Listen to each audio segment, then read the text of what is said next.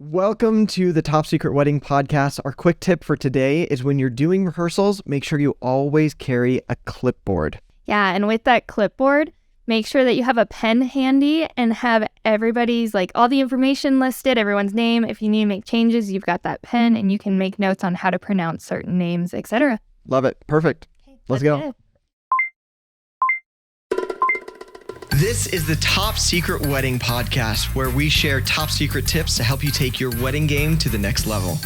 I'm Annika, and I'm a wedding coordinator, enthusiast, and venue manager for one of the best venues in Idaho. I'm Chris, and I'm a DJ, master of ceremonies, and all-around lover of weddings. We're on a mission to improve weddings and wedding professionals everywhere. Okay, so today... Yeah, I'm excited about this one. I often get asked, do you do rehearsals? Mm-hmm. And I'm always excited when they ask that because I think it's so essential that we do rehearsals. Yeah, agreed. Is it standard practice? Do you require it at LaBelle? We should require it. Yeah. We don't require it right now. But almost always we highly encourage it. Yeah. So. Anytime I've seen a wedding without a rehearsal, it doesn't flow very good. Yeah, no, exactly. You want that rehearsal to kind of do that walkthrough and make sure you know what's going on. Yeah.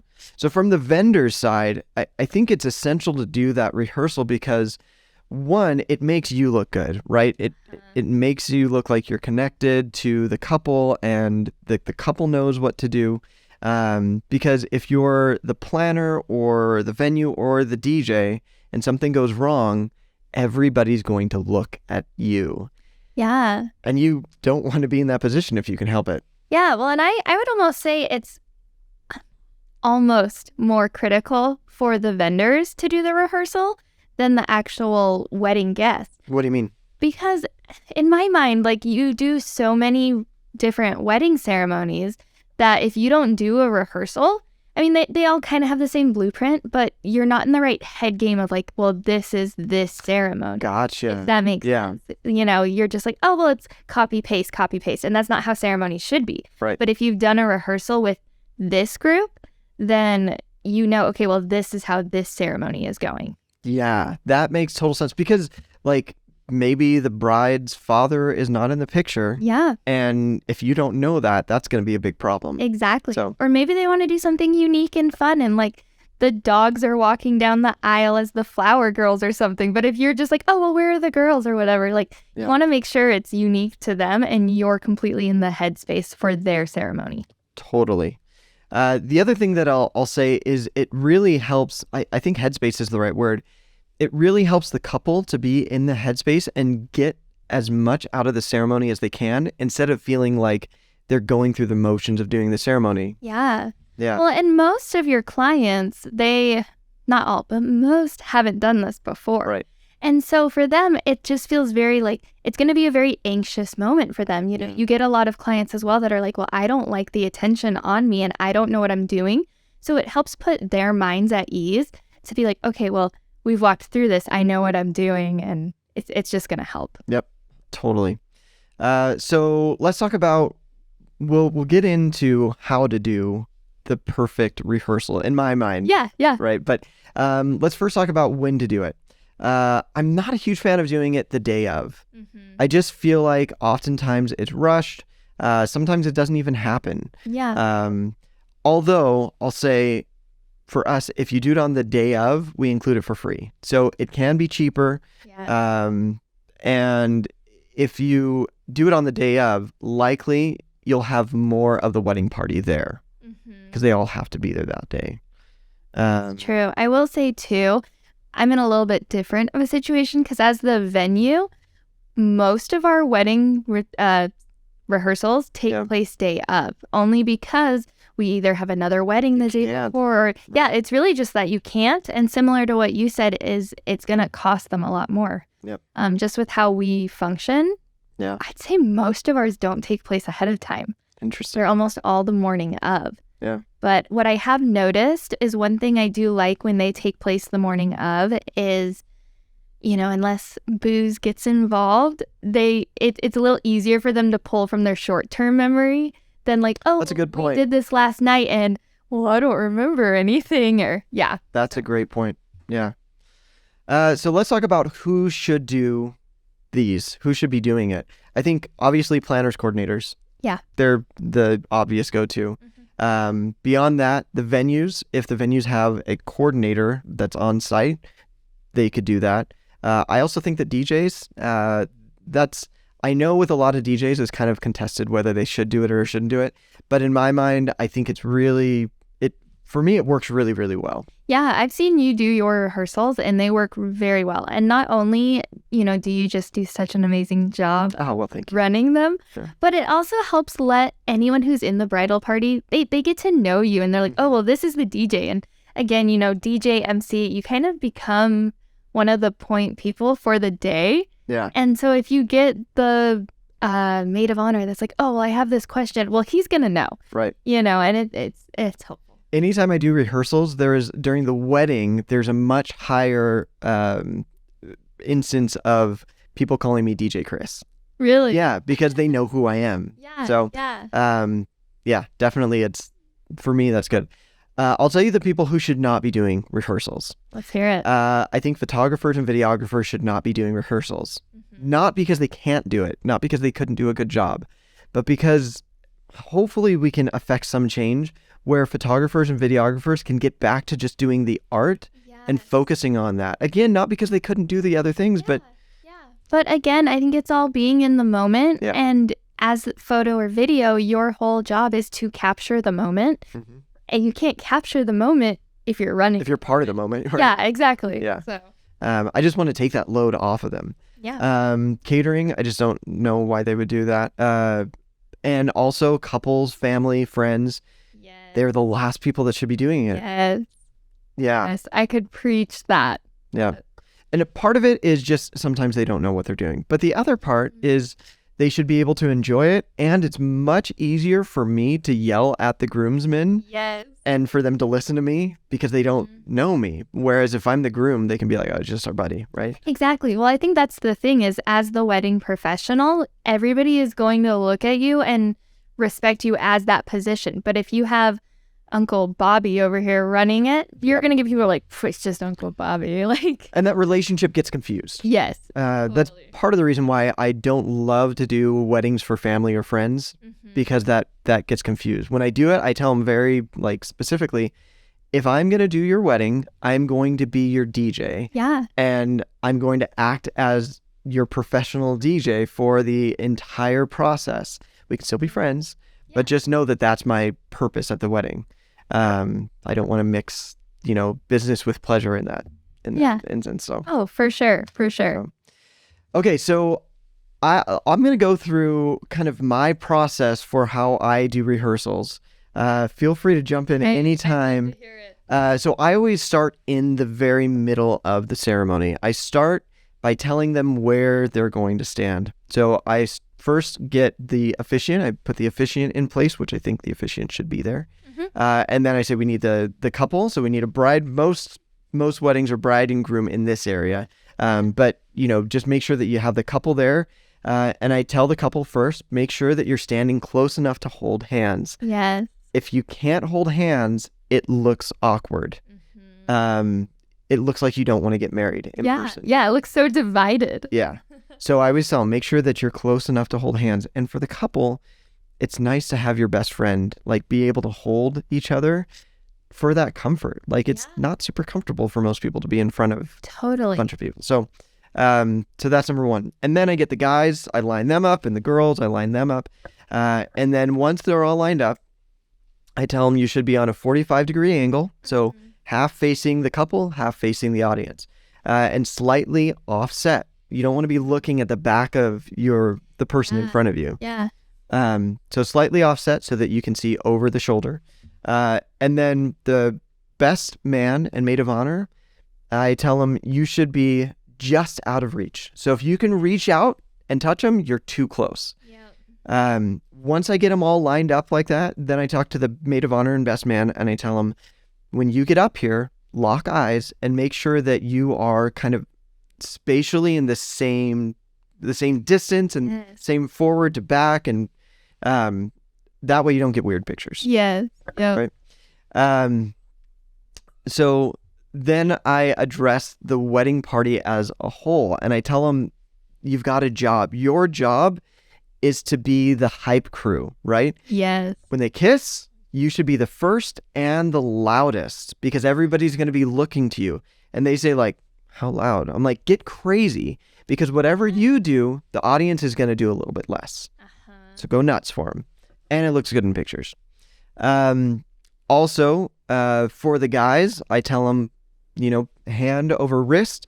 If they do hand over hand, then it looks like they have to pee. That makes sense. Yeah. So hand over wrist is a little bit better. Yeah. Or if they're going to put their hand in their pockets, their thumbs should not be in. Yes. If they put their thumbs in, it just looks too casual. Yep. If they're super country, we've also done through like belt loops, thumbs through belt loops, and that works. And then for the ladies, their bouquets should be belt buckle or just under. It looks awkward if it's higher. It looks awkward if it's lower. So just right about there, and then tilt it out slightly. So yeah, you kind of want it relaxed too. Yeah. Not just.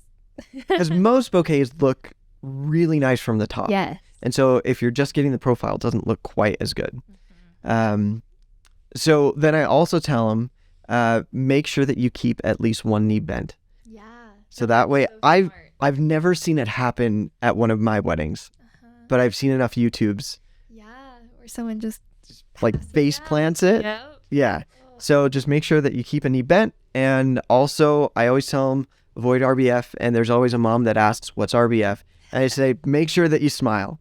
And I use that term RBF specifically because it makes them all laugh. Yeah. And I'm trying to get them to smile. Yes. So, and those two things, keep a knee bent and make sure you smile. I tell that to them right before the actual wedding as well.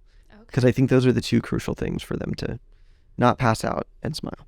So, question for you. Have you ever seen like markers be placed?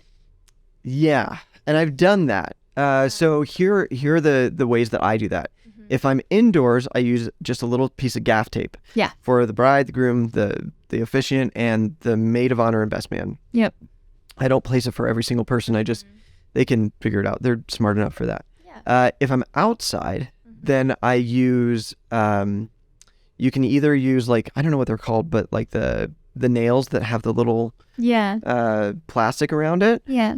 Or lawn staples. Okay. Lawn staples. Yeah. Yeah. So it's enough for them to see if they're looking for it, but not enough to distract. Yes. the photos. That's the important part. I always love using, again, we're outside, so I'm used to outside. Yeah. But you could do it inside too.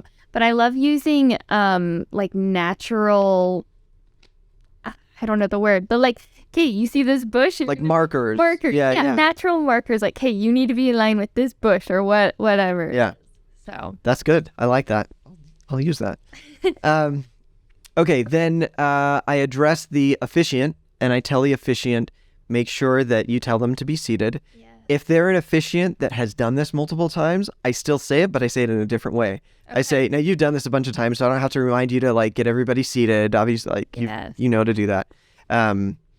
So that way they don't feel like I'm like... Yeah, like nitpicky. Yeah. Yeah. And then I also go over with the officiant. Now, this is the way that I do it. And if anybody has any other ways to do this, I'm all ears. But this seems to work for me. I always tell them, when you invite them to kiss, before you invite them to kiss, step out of the way first. Yes. Most officiants will say, you may kiss, and then they try to move. And it's this awkward, like, yeah. Yep. And I get it. In that moment, you feel like you need to be rushed. Mm-hmm. But I actually think there's some entertainment value in taking that pause, because everybody knows what's coming. Exactly. Yeah. That's what I was going to say is, if you even sit there and say, no, I'm going to get out of your way for this or whatever, it's going to... Yeah, that's fine too. Giggles when they're like, oh, okay. Yeah. So. If there's a stand, I tell them, take the whole stand with you. Just take the whole stand, move the whole thing over. And we practice that too. And we'll get there in a second. And then I tell them, just stay where you are. Don't try and move back when you announce them as the new couple. Yeah, I've seen that a lot. It's just so much better to just stay. Just stay where you are. And announce it, yeah. If we didn't say it clearly. The reason to move is so there's not a third head in that kissing picture. Yeah, you want this beautiful moment, your husband and wife, and then you have the officiant's head. No, you don't want that. So it's awkward. And the officiant's head is still going to be in there, but just not part of that kissing clump. Yeah. Not so.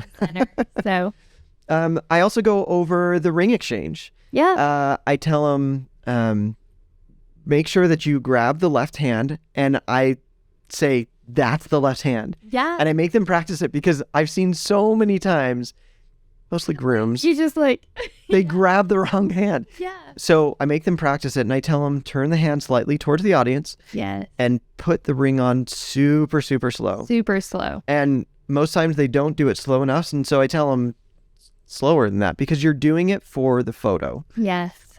So Exactly. also with the ring, I tell them, man, I'm giving out all the secrets here today. I also tell them, if you get it to the second knuckle and it doesn't go any further, then just, that's fine. No, that's fine. Yeah. They'll fix it. It's okay. Yeah. Like, it's better to get it on as far as you can and have them fix it themselves instead of the awkward moment, Like pushing especially for the bride. Like, no bride wants to feel like everybody thinks they have fat fingers, right? Exactly. So, yeah. So that's that. Okay. So then I go through the process. I make them kiss. Now, if it's a wedding day, sometimes I don't have them kiss. If it's on the wedding day, Okay. Yeah. because, the superstition around that. Yeah. But if it's not on the wedding day, then I make them kiss, and I tell them, usually 2 to 4 seconds is what you're looking for. Yeah. 2 to 4 seconds. Longer is weird, and shorter is not enough. And then I make them kiss, and I make the wedding party, I make them cheer. If they don't cheer, then I make the couple kiss again. Yeah. And I try and make the couple kiss a lot, partially because I know they like to kiss each other, but also because it's not super comfortable doing it in front of people. Yeah. So again, that rehearsal, getting used to it. Totally. Yeah. So I go through the whole process of the officiant moves out of the way. He invites them to kiss, they cheer, and then he invites, and then, that's the next thing. Then they turn, and I tell them, just wait there. Yes. Couple, you just wait there. Maid of honor, shove the bouquet back in her face. Like shove it. Because she's not going to remember. Yeah. No, exactly. It's not on her mind at all. So turn, shove it, and then wait for the officiant to announce. Yes. And I feel like that's really important to practice, because the times that I haven't practiced it, if it's not a practice, or if it's a practice officiant, sometimes they'll just say, you may kiss. And that's the end of it. They don't say anything else. And so then there's this awkward moment of like, they're just standing there, and I'm like, oh, I guess I should play the music now. So just that little bit of choreography, I think. It makes a big difference. It really does. Yeah. So then I say, when the couple gets halfway down the aisle, then kiss her again, right there. Gotta do it for the photo. Do it for the photo. If you dip her, make sure that you dip to the side, that the dip, that her head is not going towards the back of the aisle, because then picture's going to look stupid. So practice that dip. And then I tell the rest of the wedding party, I tell them, then once they're done kissing, then you can start to walk. And I tell them, honestly, at this point, it doesn't matter how closely together, nobody's looking, nobody cares at that point. Yeah. Unless the couple say they want pictures of them coming out.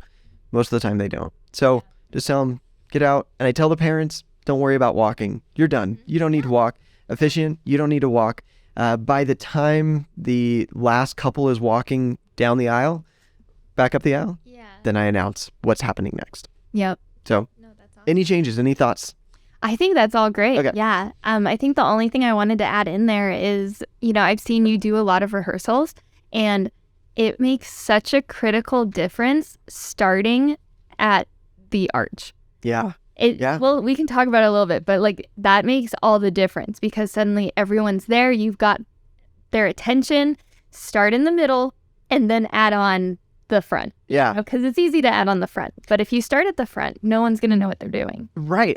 And for me, it's all about, I think the anxieties mostly come from not knowing when to walk, where to stand, and mostly those two, and how to stand. Those are the main anxieties for the wedding party. So if you can take care of one right off the bat, this is where you're standing. Yeah. You can address all of the problems. If you see a groomsman doing something weird, and usually it's the groomsmen that are being weird, then you can like make sure that you say, get closer, guys. Like you need to be closer, because if you're like not overlapping, then you're going to look stupid. Yeah. So you can take care of all those spacing issues at that point. Yep, agreed. So then we go to where they're going to line up. And there's always this temptation to not have them line up where they're actually going to be lining up. Mm-hmm. But it's so important. You have to, because you get the spacing issues. And I don't know about you, but we often get couples that, and it's mostly brides, that they're so concerned about the exact timing of the songs. Yes. Do you get that? I do. Yeah. It's just not like it is in the movies. It's not. It's not. And it almost can't be, because you've got like the variables of all the people that are there. And most of the time there's a little bit of alcohol involved. And if everybody there were, I would say if they are all dancers or performers, Yeah. maybe you could pull it off. Yeah. But just your average, no. Like, They're not going to be able to get the blocking and timing right. So, well, and I think it's important too to know, like, things happen. What I've seen primarily happen is you have a flower girl that's it. who's pretty young, and they get terrified, and yeah, it's. They like sit down, or they go around the aisle, or I always see where they just freak out and they just start bawling. yeah. And it's like, okay, well, that's going to mess up your whole choreography. But again, things happen and you got to be flexible. Yep. Yeah, exactly. Because you never know what those kids are going to do. Exactly. The kids they're great. And I think there are ways around that, but generally I try and tell them what's the outcome that you're looking for. Or I ask them, what's the outcome that you're looking for? Because they say, I want the song to start at 21 seconds. Yeah. And unless you have a DJ that's able to like loop stuff and remix it in live, you're not going to be able to get that. So Exactly. so I tell them, we can help you get most of what you're looking for, but you're not going to get the picture perfect timing right. So, okay, so line them up and make sure that they're all lined up in the right order. Make sure that the guys are on the correct side, which is the right side, right? Usually. Sometimes I've seen them flipped, but Yeah. usually it's the right. I had a wedding not too long ago where the bridesmaids were behind the groom and the groomsmen were behind the bride. Yeah. That's cool. Yeah, that is cool. Yeah. And at that wedding, all the bridesmaids were in white dresses. Really? It was a cool wedding. That's It was a very awesome. cool wedding. I love that. So yeah, we line them up, make sure they know how to how they're walking. I tell them, when you walk, you want to walk just a tiny bit slower than you're comfortable with. If you're at an outdoor venue and there's a little bit longer, then walk at a comfortable pace. But I tell them, don't walk to the beat of the music. Yes.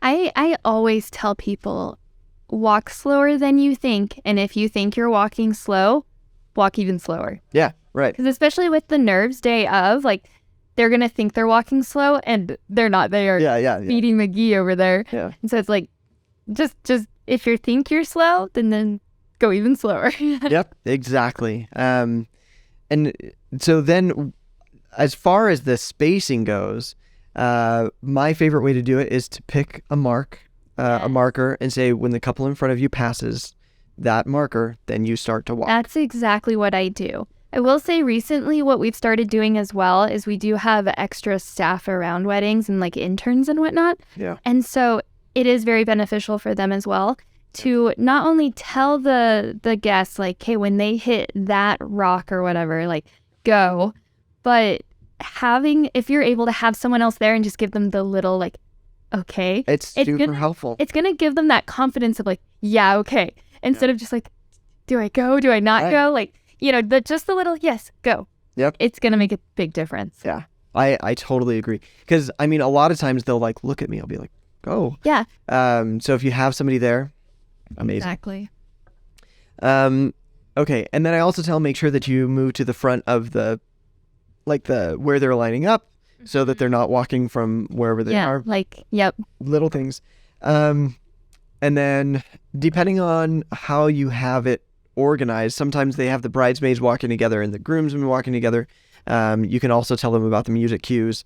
There have been a few times where they don't start on the right music cues and they just start walking. I'm like, whoa, okay, we got to start the song. So I try and put somebody in the front, and I'm very clear with them, like, don't start walking until you hear the song and it gets significantly louder. Yeah. To be honest, I hate music cues. Now, granted, with my venue, most times you can't hear the music at all. Yeah.